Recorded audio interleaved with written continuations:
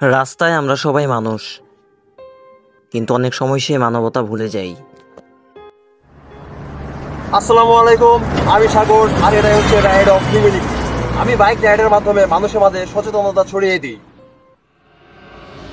বলি সেই গল্পগুলো যেগুলো আমাদের মানুষ হতে শেখায়। এখানে আমি দেখাই কিভাবে ছোট ছোট কাজও জীবন বদলে দিতে পারে। তুলে ধরার চেষ্টা করি রাস্তাঘাটের সকল বাস্তব চিত্রগুলো।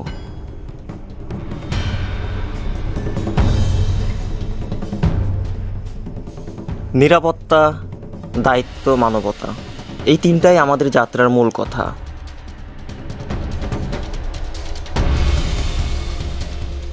চলো সবাই মানবতার পথে একসাথে রাইড করি।